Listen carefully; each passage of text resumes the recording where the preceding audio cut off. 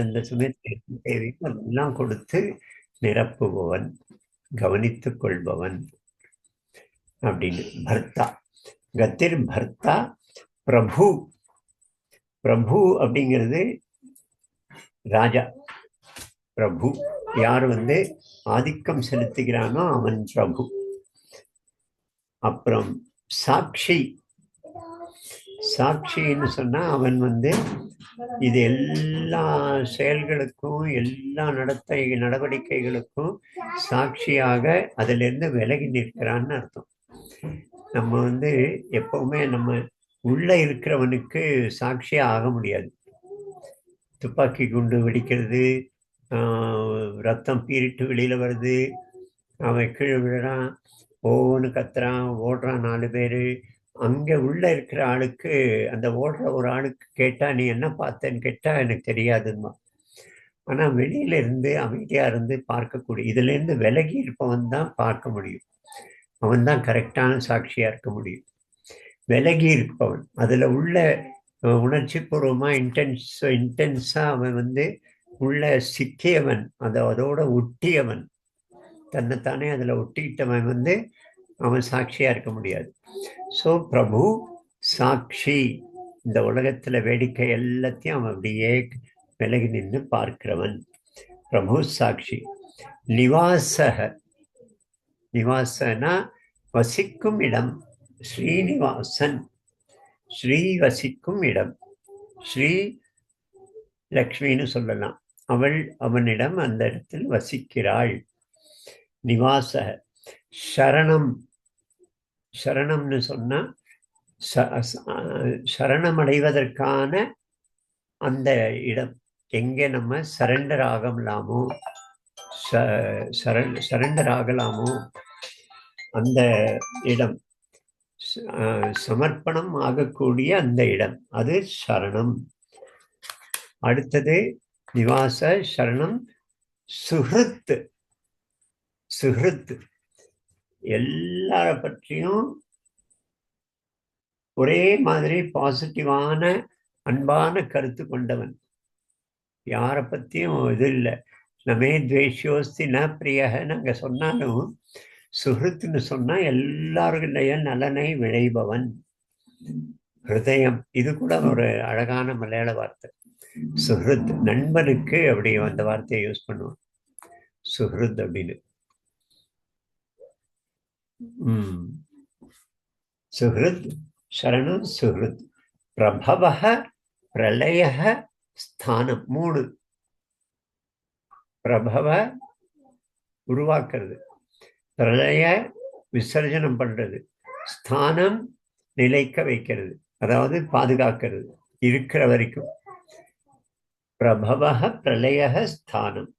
இந்த 3 இந்த உலகத்துக்கு, உயிர்களுக்கு, எல்லாத்துக்கும் இதெல்லாம் தோன்றுவதற்கான காரணம், அது இருப்பதற்கான காரணம், விசர்ஜனமாயி மறைந்து போவதற்கான காரணம் அவன்தான். பிரபவ பிரளயஸ்தானம். நிதானம், அதேதான். நிதானம்ங்கிறது நிழல்னு சொல்லலாம். நிதானம் அதாவது எப்படி விசர்ஜனம் ஆகும்போது பிரளய காலத்துல எல்லா உயிர்களையும் அதனுடைய மைக்ரோ இதுல அதை எல்லாத்தையும் எடுத்துட்டு போய் அமைதியா அதெல்லாம் கொண்டு போய் பாதுகாத்து அடுத்த பிரபவத்துல அதை எல்லாத்தையும் திரும்ப சிருஷ்டிப்பது. அந்த மாதிரி இதுல இதெல்லாம் சென்று அமைதியாகிறதோ, தூங்குகிறதோ, உறங்குகிறதோ, அது நிதானம். நிதானமா அப்படின்னு சொல்றோம் நம்ம தமிழ்ல சொல்லும்போது. பரபரப்பு இல்லாமல், படபடப்பு இல்லாமல் அமைதியா ஒரு அதுக்குள்ள ஒடுங்கி விடுவது இந்த பிரளய காலத்துல.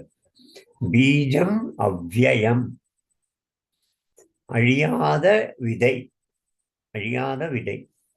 விதை அழிந்து போனா படைப்பு நின்று போயிடும். சனாத்தன பீஜம் அப்படின்னு ஒரு இடத்துல சொன்னார். சனாத்தன பீஜம், நெடுங்காலத்திலிருந்து இருக்கக்கூடிய விதை. அந்த விதையிலிருந்து மீண்டும் மீண்டும் மீண்டும் மீண்டும் ப்ரொடக்ஷன் நடக்கிறது, கிரியேஷன் நடக்கிறது. அந்த மாதிரி அந்த விதை சனாத்தனம். அதேதான் வேற வார்த்தை இது, அவ்வியம், அழியாத பீஜம். இப்ப பாருங்க, இதுல விபூதியில என்னெல்லாம் சொல்றாரு பாருங்க. கதி, த ஃபைனல் டெஸ்டிலேஷன். பர்த்தா, எல்லாரையும் நிரப்புபவன், எல்லோருக்கும் போஷாக்குகளை காப்பாற்றுதலை அளிப்பவன்.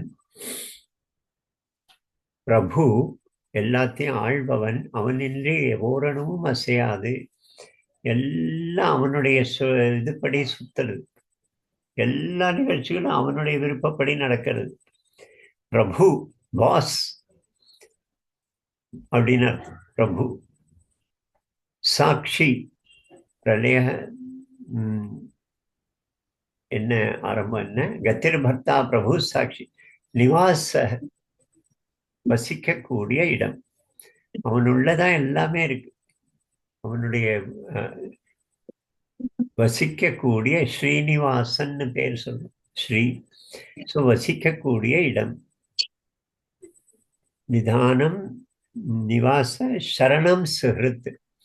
யாருக்கு நாம் சரணடைய முடியுமோ, வேற யாருக்கிட்டையும் நம்ம சரண முடியாது. நாமாருக்கும் குடியல்லோம். நம்ம யாருக்குமே அடிமையா இருக்க முடியாது, சரணமடைய முடியாது. மற்ற எல்லாருக்கும் நம்ம சரணடையும் போது அது அடிமைத்தனம். மற்ற யாருக்காவது, பொலிட்டீஷியனுக்கு சரணடையும் போது,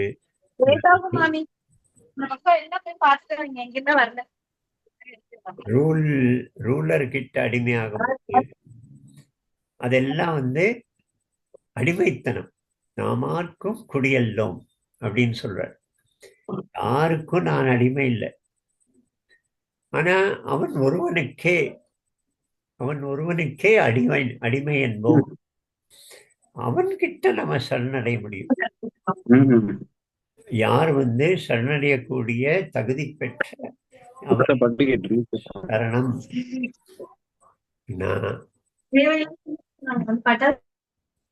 சரணம் சுகிருத்து, எல்லாருடைய நலன் விளையக்கூடியவன். இதெல்லாமே சில சமயம் கான்ட்ராடிக்டரியாவும் இருக்கு. வேற இடத்துல அவன் என்ன மாமனா மச்சானா, அவனுக்கு என்னடா நீ, உனக்கு கஷ்டமா வருது, உனக்கு நோய் வருதுன்னா அவன் என்ன துணைக்கு வருவானா அப்படின்னு கூட ஒரு இடத்துல நானே கூட எழுதியிருக்கேன்னு நினைக்கிறேன். அவன் நமக்கு துணை, நம்ம கூப்பிட்ட உடனே நம்மளை காப்பாத்துறாளா அப்படின்னு. அது இருக்கு, எதிர்மாறான இருக்கு.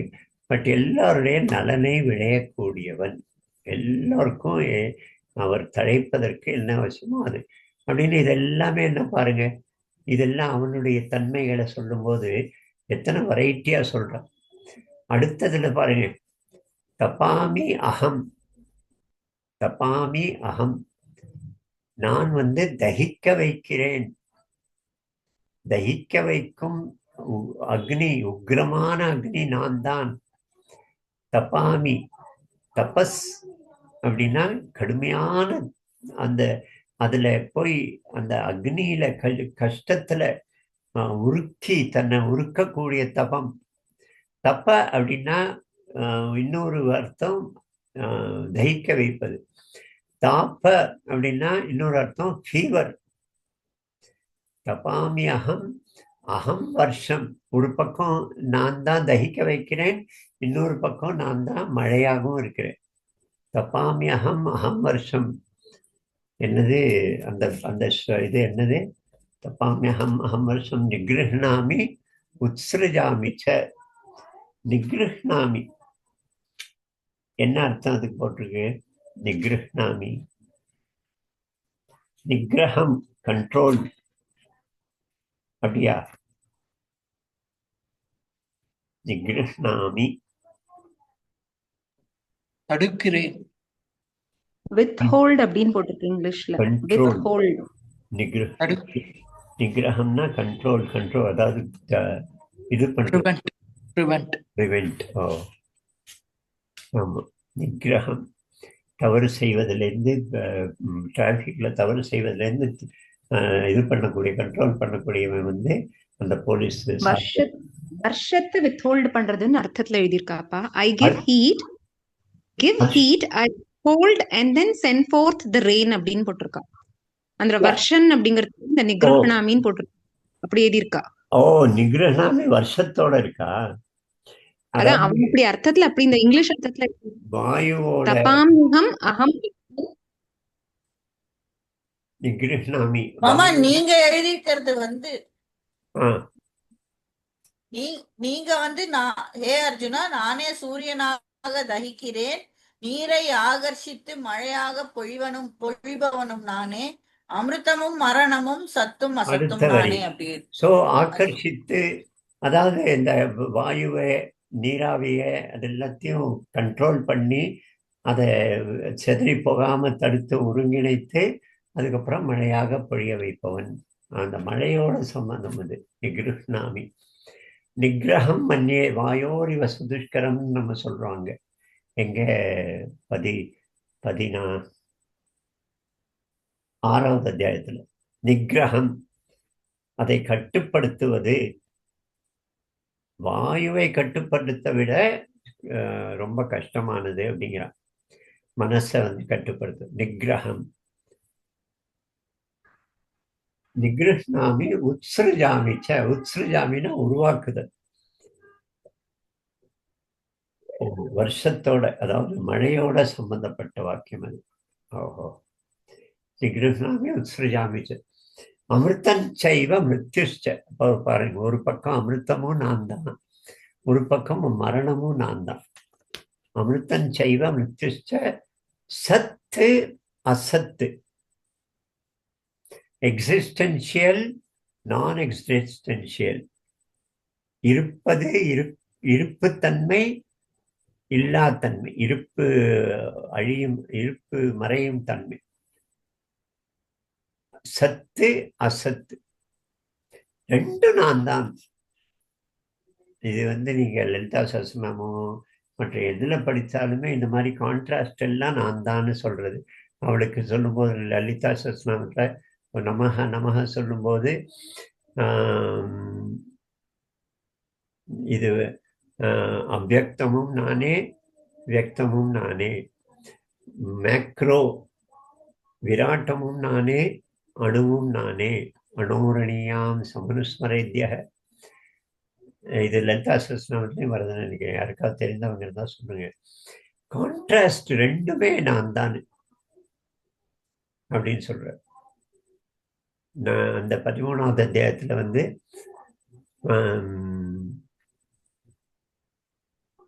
அவர் தன்னை பத்தி சொல்லுவோம், இந்த மாதிரி கான்ட்ராஸ்ட் எல்லாம் சொல்லுவார்.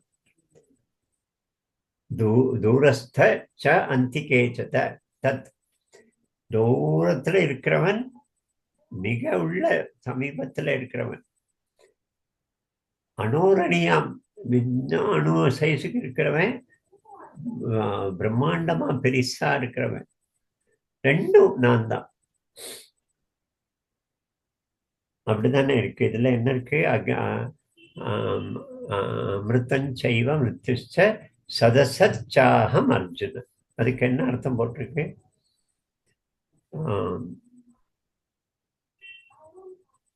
அமிர்தஞ்சைவ மிருத்யுச்ச.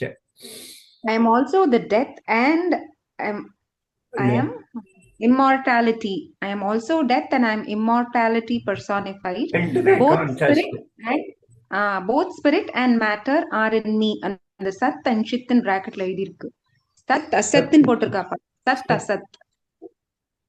மேட்டர் அசத்து, சத்து existence. Both spirit and matter are in me அப்படின்னு போட்டிருக்கா. சாகம் அர்ஜுனன். அதாவது இதெல்லாம் விபூதி யோகத்துக்கான பேஸ் ஃபவுண்டேஷன் சொல்றாரு. இப்போ இதெல்லாம் புரியல அர்ஜுனனுக்கு. அதனால அவன் சொல்றான், நீ எனக்கு இன்னும் கிளியரா, இன்னும் விஸ்தாரமா உன்னுடைய விபூதிகளை சொல்லுன்னு சொல்றான். ஏன்னா இது எப்படி புரியும்? சத்தும் நான் தான், அசத்தும் நான் தான், அழிவதும் நானு, அழியாத்தன்மையும் நானு அப்படின்னு சொன்னா இதுல எப்படி புரியும்? இது ஒரே இதுவா இருக்கே. அப்போ அவன் இதை விட இன்னும் கொஞ்சம் ஸ்பெசிஃபிக்கா ஆனா விஸ்தாரமா சொல்லு அப்படின்னு சொல்லிதான் அவன் விபூதி யோகத்துல பேர்களை சொல்றான். குதிரைகள்ல உச்சை ஸ்ரவசு, நட்சத்திரங்கள்ல அப்படின்னு ஒன்னொன்னா சொல்லி நமக்கு நம்மால கண்ணால பார்த்து புரியக்கூடிய விஷயங்கள் எல்லாம் லிஸ்ட் பண்றோம் அடுத்த அத்தியாயத்துல. ஸோ இது விபூதி யோகத்துடைய ஒரு பகுதியாக தான் வரும். பரமாத்மா தன்னை பற்றி சொல்லக்கூடிய ஒரு பகுதி, தன்னை பற்றி. அடுத்தது திரைவித்யாமாம் சோமப்பா பூத பாப்பா யஜ்ஞரிஷ்வா சொர்க்கத்தின் பிரார்த்தனை. அது கொஞ்சம் வித்தியாசமான இதே விஷயம்தான் தொடருது, கொஞ்சம் டிஃப்ரெண்ட்டாக இருக்கும். அந்த 12 மாத்திரை ஸ்லோகங்கள். அடுத்தது 20, 21 நினைக்கிறேன். 20, 21, 21, 22. சரி, நீங்க சொல்லலாம். அடுத்தது 20, 21 தான் மாமா. 20, வித்யாமாம் சோமபா. தைவித்யாமாம் சோமபா. சொல்லுங்க, நீங்க பேசுங்க. இன்னைக்கு மத்தியானம் சேவிச்ச நம்ம ஸ்லோகங்களும் காமைஸ்தைர் பிரஜானா பிரபத்யந்தேன்ய தேவதாகான்னு சொல்லர்ச்சையும் பல பேர் பல தேவதைமார்கள் அவ இஷ்டத்துக்கு அனுசாரமா அல்ப புத்தி அனுசாரமா அவ பெருமாளை வந்து ஆராதிக்கிறா அப்படின்னு சொல்லர்ச்சையும் சரி, இங்க இவ்வளோ ஆப்போசிட்ஸ் சொல்லி இதுதான் என்னோட ரூபம் இதுதான் என் தன்மைன்னு கிருஷ்ணர் சொல்லர்ச்சே, ஏன் இவ்வளவு காம்ப்ளிகேட்டடா வச்சுட்டு இருக்காரு? பெருமாள் கொஞ்சம் சிம்பிளா இருந்திருந்தா எல்லாரும் ஒருத்தரையே அவர் ஆராதிச்சிருப்பாளே அப்படி தோன்றது. ஒரு 50 வருஷம் முன்னால இருந்த அப்பா அம்மாக்களுக்கும் இப்ப இருக்கிற அப்பா அம்மாக்களுக்கும் இருக்கிற வித்தியாசத்தை நீ சொல்ற. சிம்பிளிஃபை பண்ணிட்டோம். இப்ப எங்க அப்பான்னு எப்பவுமே கோச்சுக்க மாட்டாரு. எங்க அம்மா வந்து என்ன எப்பவுமே தண்டனையே பனிஷ்மெண்ட்டே கொடுத்தது இல்லை, என்ன அதட்டினதே இல்லை. எங்க அப்பா வந்து இந்த மாதிரி, எங்க அம்மா வந்து இந்த மாதிரி இந்த கறியெல்லாம் எங்களுக்கு கொடுத்ததே எனக்கு பிடிக்காது, அதனால இதெல்லாம் சமைச்சதே இல்லை அப்படின்னு இப்போ இருக்கிற அப்பா அம்மாக்கள். ஆனா நம்ம இருந்தவ எப்படி இருந்தாங்கன்னா, அடியும் உண்டு, நல்ல அடியும், அன்பு உண்டு, பாராட்டும் உண்டு, சக்கரை பொங்கலும் உண்டு, பாவக்காவும் உண்டு, ரெண்டுத்தையும் சாப்பிடணும் மரியாதையை. ஸோ அப்பானா அன்பு மட்டும்தான், ஸ்வீட்டு மட்டும் வாங்கின்றவர் தான் அப்பா அப்படின்னு ஒன் சைடே கிடையாது, கான்ட்ராஸ்ட் ரெண்டும் உண்டு. அதுதான் கடவுளுடைய இதை சொல்றாரு. இது நான் பார்க்குறேன் இப்போ நிறைய வெறும் நம்ம முழு அப்பா இருக்க முயற்சி பண்றோம். குழந்தைக்கு ஒரே ஒரு எக்ஸ்பீரியன்ஸ் தாங்க, அதுவும் தாத்தா பாட்டி வேற இல்லையா, அதனால ஒன்று அப்பா வந்து கடுமையாக இருந்து இல்லை அலட்சியப்படுத்தி மணிக்கணக்காக வேலையில இருந்து குழந்தைய கவனிக்காமல் இருக்கிறது அந்த மாதிரி இருக்கலாம். அல்லது ஒரே பெஸ்டரிங், அந்த இதை வாங்கி கொடுத்து அதை கொடுத்து கேட்டதெல்லாம் கொடுத்து இதுன்னு தடுக்கக்கூடிய தாத்தா பாட்டி கிடையாது. அப்பா கொஞ்சம் கோச்சுண்டா அழுகும்போது இதை சமாதானப்படுத்துகிற இன்னொரு கான்ட்ராஸ்ட் கிடையாது. ஒன்று மட்டும், ஒரே ஒரு எமோஷன் மட்டும் குழந்தைக்கு கிடைக்கிறது. அந்த மாதிரி அழகா இருக்கு. இந்த கம்பேரிசன் ரொம்ப சூப்பரா இருக்குப்பா. ஒரே அப்பா, டிஃப்ரெண்ட் எமோஷன்ஸ். ஆனா ஆமா, நம்ம இப்ப அது வேற ரூபமா அத பெருமாளோட ரூபங்கள் கிரகிக்கிறது, நம்ம அப்படி டிஃப்ரெண்ட் நேம்ஸ் ஃபார்ம்ஸ் வந்து அதுக்கு புரிஞ்சிடுது. இது என்ன இருக்கு இந்த கம்பேரிசன், அம்மா அப்பா அழகா இருக்கு இது.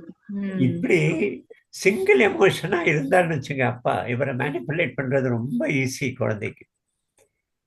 மல்டி எமோஷன்ஸா இருந்தா தான் அவரை வந்து குழந்தைக்கு புரியாது. அப்பா இப்போ எப்படி எடுத்துப்பான்னு தெரியாதுன்னு கொஞ்சம் தயக்கம் இருக்கும். இதை இல்லைன்னா எக்ஸ்பெக்டட் எல்லாமே கரெக்டா ஸ்டீரியோ டைப்பா இருக்கும். இப்போ இருக்கிற பல பேரண்ட்ஸ் அப்படிதான் இருக்காங்க. அப்ப நீங்க இப்ப சொல்லிருக்க வந்து அந்த மேக்ரோ மைக்ரோ மேப்பிங் கரெக்டா இருக்குல்ல. பெருமாள் எப்படி இருக்காரோ நம்ம அம்மா அப்பாவும் அப்படியே இருக்கா. நம்மளுக்கும் சின்ன வயசுல அம்மா அப்பாவை சுத்தமா புரியறது இல்ல. இந்த அப்பா ஏன் கோச்சுக்கிறாரு, ஏன் அப்போ ஆசையா கார்த்தால இருந்தாரு இப்போ கடுக்கடுன்னு இருக்காரு அப்படி சொல்லச்சு நமக்கு புரியாத ஒரு ஃபேஸ். அந்த மேக்ரோ மைக்ரோ மேப்பிங் அழகா தெரியறதுப்பா. As you grow up you're able to understand situationally நம்மளுக்கு எது சரியோ அதுக்கு ஏத்த மாதிரி அவ பண்றா அப்படிங்கிறது நம்ம கொஞ்சம் பெரியவாளாச்சே நம்மளுக்கு புரியற மாதிரி அது அழகா இருக்கு. ஆனா இந்த டிஸ்கஷன் தான் நடக்கணும். கடவுளை பத்திய டிஸ்கஷன் வந்து நம்ம லைஃப்லயே இல்லாம போயிடுது. நம்ம இப்போ 30 வயசு 40 வயசு ஜெனரேஷன் கிட்ட கடவுள் நம்ம இந்த மாதிரி அப்டிராக்ட் விஷயங்களுடைய டிஸ்கஷனே இல்லை பப்ளிக்ல. தாத்தா பாட்டியும் அப்படிதான் இருக்கிறா. அதனால எனக்கு நான் பிரச்சாரக்கா போறேன், எம்டெக் முடிச்சு. ஒரு தாத்தா ஒருத்தர் சங்கத்துல ரொம்ப சீனியர், அவர் சொன்னாரு, இல்லப்பா நீ வேலை பார்த்து அப்பா அம்மாவை கவனிச்சுக்கணும், வீட்டு பொறுப்பெல்லாம் செய்யணும், அதுக்கப்புறம் பிரச்சாரக்கெல்லாம் பார்த்துக்கலாம் அப்படின்னாரு. நான் அப்பெல்லாம் ரொம்ப திமிரு பிடிச்சவனா இருந்தேன். நீங்க எல்லாம் முடிச்சிட்டே இல்லையா, உங்க எல்லா வேலையும் முடிஞ்சு போச்சு, நீங்க போங்களேன் பின்ன அப்படின்னு. அவரு எனக்கும் போகணும் தான், ஆனா என் பொண்ணுக்கு இன்னும் குழந்தைய பிறக்கல, அதுக்கு தான் நான் வந்து தள்ளி போட்டுட்டே போறேன்னு. என்ன பண்ண முடியும் நீங்க? பொண்ணு எங்க இருக்கிறான்? அமெரிக்கால இருக்கலாம். அப்போ சும்மா ஒரு அசட்டுத்தனம் தான் இது சொல்ல முடியும். தன் வாழ்க்கையில அதுவும் தீவிரமான ஆர்எஸ்எஸ் காரன், சீனியர் ஆர்எஸ்எஸ், பல வருஷமா ஆர்எஸ்எஸ்ல இருக்கிறவன், அவரு நான் பிரச்சாரம் போற ஆளை தடுக்கிறாரு. சார் நீங்க தான் வயசாயிடுத்து, எல்லாம் முடிச்சிட்டீங்களே, பொறுப்பை முடிச்சிட்டீங்களே, நீங்க போலாமேன்னு சொன்னா, அதுக்கும் வந்து அந்த உலக இதுல இருந்து அந்த இதுல இருந்து அவரால், ஆனா வார்த்தைகள்லாம் பெரிய பெரிய வார்த்தைகள், அதுல இருந்து சிக்கல்ல இருந்து வெளியில வர முடியல. அந்த மாதிரிதான் இப்போ இன்னைக்கு கிராண்ட் பேரண்ட்ஸும் அசடுகளா இருக்காங்க, பேரண்ட்ஸும் அசடுகளா இருக்காங்க, குழந்தைங்க அசடுகளா வளருது. சிங்கிள் எமோஷன் அடிக்க கூடாது. இது பாருங்க, சொல்லிட்டேலப்பா இப்படி பேரண்ட்ஸ் கிராண்ட் பேரண்ட்ஸ்ல அசடா இருக்கான்னு சொல்றீங்க. இப்படி மெஜாரிட்டி உட்கார்ந்து போது நிறைய பேர் அப்படி இருக்காங்க, பாட்டு இருக்காது. நிறைய பேர் அப்படி இருக்கான்னு எல்லாம் அப்படி சொல்ல முடியாது. அந்த குழந்தைய எப்படி வளர்த்துருக்க, அவர் 4ஆம் கிளாஸ் அந்த குழந்தை. இன்னைக்கு அப்பாட்ட பேசினேன், கிருஷ்ணன் 4ஆம் கிளாஸ் அந்த குழந்தை. சௌமியாவா, சௌமியா இல்ல, அவ பேர் என்ன, ஸ்ரீவர்ஷினி. அவ வந்து 4000க்கு பிரபந்தம் கிளாஸ்க்கு போறா, மியூசிக் கிளாஸ்க்கு போறா. மியூசிக் கிளாஸ்ல வந்து வாரம் 2 நாள் லைவா, மற்ற நாள்லாம் ஆன்லைனா. அதுக்கப்புறம் வந்து திருப்பாவை டெய்லி அவ இன்னைக்கு அந்த பிரசாதம் நைவேத்தியம் பண்ணினா பாரு. நான் நிறைய பேர் இது வரைக்கும் பண்ணினவாள்லாம் பார்த்துருக்கேன். எவ்வளவு அழகா, எவ்வளவு ஒரு அது உண்மையிலேயே கண்ணில் எடுத்து ஊத்திக்கிற மாதிரி இருந்தது அவ செய்யற விதம். அதுக்கான வார்த்தைகள் மந்திரங்களை சொல்லி, நான் அதான் நினைச்சேன், சென்னைக்கு நான் 30-31 போகும்போது அவளை போய் பார்க்கணும், வீட்டுக்கு போகணும் அப்படின்னு கிருஷ்ணன்ட்ட அவர் அப்பாட்ட ஃபோன் பண்ணேன். அவர் வந்து அது அவருக்கு ரொம்ப பிடிச்சிருந்தது. நான் ஒரு நாள் உபாசனை உங்க வீட்டுல இருந்து கலந்துக்கிறேன் வர்ஷினியோட அப்படின்னு ஒரே இதுவாயிட்டார் அவரு. ஸோ அந்த மாதிரி பேரண்ட்ஸும் இருக்கிறா. ஆனா அந்த பேரண்ட்ஸ் தான் பண்ணியிருப்பான்னு தெரியாது. நம்ம ஸ்ரீரங்கத்துல, திருவல்லிக்கேணியில அங்க இருக்கிற சூழ்நிலையே வேற விதமா இருக்கு. மயிலாப்பூர்ல மார்கழி வீதி பஜனை அவ்வளோ அழகா நடக்கிறது. அத்தனை குழந்தைகள், இன்னைக்கு காலையில ஒரு வீடியோ பார்த்தேன், ஒரு 60-80 குழந்தைகள் எல்லாம் வந்து பஜனை பாடிண்டு தம்பூரா வச்சுண்டு. அதெல்லாம் இருக்கிறதுனால அந்த சூழ்நிலை கூட காரணமா இருக்கலாம். பட் மயிலாப்பூர்ல டான்ஸ் எல்லாம் கூட இருக்கும் மாமா. கார்த்தாலேயே பசங்க எல்லாம் டான்ஸ், அந்த பஜனை கோஷ்டியோட பாடுவா, அதுக்கு ஏத்த மாதிரி டான்ஸ் ஆடுவா ஒரு குரூப். நான் ரொம்ப வருஷம் முன்னால ஒரு தாத்தா, எனக்கு பயங்கர சண்டை ஆயிடுச்சு அவரோட. குழந்தை வரான், பேரன், ரொம்ப வருஷம் முன்னால ஏதோ ஒரு கல்யாண மண்டபத்துல. தாத்தாக்கள் எப்படி அசடுகளா இருக்காங்கிறதுக்கு சொல்றேன். அவன் வந்து காலை தொட்டு நமஸ்காரம் பண்றதுக்கு கீழே குனிறான். இவர் வந்து தடுத்துட்டே கையை கொடுக்குறாரு, கை கொடுறா அப்படின்னு. நான் அவர்கிட்ட போய் கேட்டேன், என்ன சொல்லி கொடுக்க விரும்புறீங்க உங்க பேரனுக்குன்னு கேட்டேன். என்ன சொல்லி கொடுக்குறேன்னு, இந்த காலத்துக்கு தந்தாப்புல இருக்கணும், be in Rome as a Roman அப்படின்னு ஏதோ இங்கிலீஷ்ல சொன்னாரு. நான் பயங்கர வாக்குவாதம் ஆயிடுத்து அவரோட. இந்த மாதிரிதான் இருக்காங்க நிறைய தாத்தா. ஹாய் அப்படின்னு அவரு அவன் ரொம்ப மாடர்ன் இன் டைம்ல நாங்க வந்து we have adapted அப்படின்னு காட்டிக்கிறதுல ஒரு சந்தோஷம் போல இருக்க. அதான் குழந்தைக்கு ஃப்ரெண்ட்லியா இருக்காராம். குழந்தை வந்து தாத்தா பிடிக்காது நிறைய குழந்தைகளுக்கு. எங்க தாத்தாவெல்லாம் என் தம்பிக்கெல்லாம் பிடிக்கவே பிடிக்காது. அவர் வந்து ரொம்ப கட் அண்ட் ரைட்டா இருப்பாரு. அவர் தடி கண்ணாடி வேற, சோடா கண்ணாடி போட்டிருப்பாரு. அங்கிருந்து அவர் பார்த்தாலே பேய் கண்ணு மாதிரி இருக்கும் அவருடைய கண்ணு.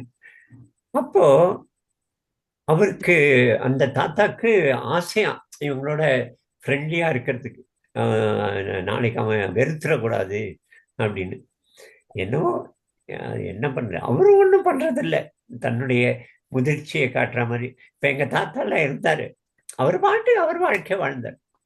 அவர் பிள்ளையார் பூஜை பண்ணார், எங்களை கன்வின்ஸ் பண்ண முயற்சி பண்ணல, எங்களுக்கு சொல்லிக் கொடுக்க முயற்சி பண்ணல. அவர் பாட்டுக்கு ஏதோ அப்படி போடுவார், 10 பூவை போட்டு ஏதோ பூஜை பண்ணுவார் நின்றுண்டு. அவர் பாட்டுக்கு அந்த ரேடியோ கேட்பார், நியூஸ் பேப்பர். நாங்கள்லாம் சேர்ந்து ஐகிரி நந்தினிலாம் சொல்லும்போது அவர் அங்கே வாசலில் தான் உட்காந்துருப்பார். He lived his own life. எங்ககிட்ட இமேஜ் உருவாக்க முயற்சி பண்ணல, எங்களுடைய அப்ரிசியேஷன் வாங்குறதுக்கோ எங்களை வந்து இது பண்ணுறதுக்கோ எதுக்குமே அவர் பாட்டுக்கு. அப்போ அதுலேருந்து நம்ம நிறைய கற்றுக்க முடியும் அந்த மாதிரி வாழறவர்கிட்ட. நம்ம இமேஜ் உருவாக்க முயற்சி பண்ணுறோம், அவனோட நல்ல இதுவாக இருக்கணும், ஹலோ அப்படின்னு சொல்லிட்டா அவர் ரொம்ப ஃப்ரெண்ட்லி ஆகிடுவான். அப்புறம் இந்த மாதிரி ஏதாவது இதை பற்றி போகோ அந்த மாதிரி கார்ட்டூன் விளையாடிட்டா நானும் குழந்தை மாதிரி விளையாடுறேன் அப்படின்னு குழந்தைக்காக போகோவையும் அதிகம் விளையாடிட்டு அவன் விளையாடிட்டோம். எனக்கு ஒரு தமிழ் வாத்தியார் கிடைச்சாரு. அவருக்கு பொண்ணு பிறந்தது. நான் வீட்டுக்கு போயிருந்தேன், ஒரு 2 வயசு. இவன் தமிழ் சுத்தமாக பேசுவான். இவன் அந்த பொண்ணு வந்து இங்கே ஸ்கூலுக்கு போகிறது, போன உடனே தான் எல்லாத்தையும் கற்றுன்னு வருது. இங்கிலீஷு, கெட்ட வார்த்தை எல்லாத்தையும் கற்றுன்னு வந்துடுறது போய் 2 மாதத்துக்குள்ள. அவர் வந்து இவன் நான் கேட்டேன், இதை எப்படி சமாளிப்படா? அந்த பொண்ணு வந்து இப்படி உலகத்துலேருந்து அவளை தடுக்க முடியாது, எல்லாத்தையும் உலகத்தில் இருக்கிறத கற்றுன்னு வருமே. இந்த மாதிரி உலகம் என்னவோ கொடுக்கட்டும் அவளுக்கு, நான் சுத்தமான தமிழை திரும்ப திரும்ப திரும்ப கொடுத்துக்கிட்டே இருப்பேன். அது என்னோட இம்பேக்ட் என்ன ஆகுதோ ஆகட்டும். இந்த ஒரு பிடிவாதம், இந்த ஒரு கிளாரிட்டி பல தாத்தாக்கள்கிட்ட இல்லை. தான் தன்னுடைய இது பாட்டுக்கு நான் பாட்டுக்கு என்னோடதை ரேடியேட் பண்ணுறேன், அவனுக்கு இருக்கட்டும், அவனுடைய விதிப்படி நடக்கட்டும்னு. எங்கள் தாத்தா வந்து நான் ஆர்எஸ்எஸ் பிரச்சாரக்கா போகிறேன் இன்ஜினியரிங் படிச்சுட்டு, எங்கள் தெருவில் வந்து கடை தெருவில் போயிட்டு எல்லா கடையிலையும் ஸ்வீட் கொடுத்தாரு. இது எனக்கு 20 வருஷம் கழித்து அந்த நாவிதர் சொன்னார், உங்கள் தாத்தா வந்து அன்னைக்கு ஸ்வீட் கொடுத்தாரு, நீ ஆர்எஸ்எஸ்ல பிரச்சாரக்கா. எந்த குடும்பத்துலேயும் நடக்கலை அந்த மாதிரி, நான் பார்த்தா 100கணக்கான குடும்பங்கள்ல. அப்போ அவர் வந்து எப்படி பாருங்க, நான் எங்க பெருசா அவரோட எல்லாம் டிஸ்கஷனும் அவர் என்ன உட்கார வச்சு பேசணும் ஒன்றும் நடக்கல. அவர் பாட்டுக்கு அவர் ரூம்ல இருப்பாரு, அவர் வாசல்ல ரேடியோ பக்கத்தில் உட்காந்துருப்பாரு, டிசிப்ளின்டா கரெக்டா 2 மணிக்கு காஃபி, கரெக்டா 11 மணிக்கு சாப்பாடு அப்படின்னு இருக்கும். ஆனா அது வந்து அவர் எப்படிப்பட்டவர்னு அவர் செத்தப்புறம் நமக்கு புரியுது. சோ நீங்க சொல்ற மாதிரி இவ்ளோ லவுட் அண்ட் இன்ஃப்ளூயன்ஷியலா இல்லாம, இப்போ நீங்க உங்க தாத்தாவை வந்து அவர் லைஃப்ல without wanting to impart his image பண்ணணும் அப்படிலாம் இல்லாம அவர் பாட்டுக்கு இருந்தாரு, அவர்கிட்ட இருந்து பார்த்து கத்துக்கிறதுக்கு இருந்ததுன்னு சொல்றச்சே, அந்த கத்துக்கிறதுக்குமே ஒரு அளவுக்கு மெச்சூரிட்டி தான் வேணும். இல்லைன்னா அது கம்ப்ளைனிங் மோட்ல தான். இவர் என்ன டிட்டாச்சா வீட்டுக்கும் அவருக்கும் சம்பந்தம் இல்லாத மாதிரி இருக்காரு, கம்ப்ளைனிங் மோடுக்கு தானே நம்ம போயிடுறோம். ரிசீவிங் எண்ட்ல சொல்றேன், நமக்கு புத்தி இருந்தாதான் நம்ம அதை ரிசீவ் பண்ண முடியும். இல்லன்னா இவர் என்ன இப்படி இருக்காரு, யாரோடையும் ஒட்டாம அப்படிதான் வரும். பிரதிபா அது மாதிரி யோசனையில நேச்சுரலா வளர்ந்த மாதிரி இருந்து எனக்கு நோ கம்ப்ளைண்ட்ஸ், எந்த குறை இல்ல. அப்படி இல்ல, அதே தாத்தாவை பிடிக்காத இருந்தாங்களா இல்லையா? எனக்கு தெரியும், ஜெகதீஷோ ஸ்ரீதரோ தம்பிக்கு பிடிக்கும்னு சொன்னார் இல்லையா? So that is causing a dislike for himங்கறச்சு receptive endல எங்க வீட்டு தாத்தா, எங்களோட அம்மாவோட அப்பா வந்து பிடிக்காது சாதமா. அந்த தாத்தாக்கு என்னையும் கோபாலன் தான் பிடிக்கும், ராதியும் பிடிக்காது.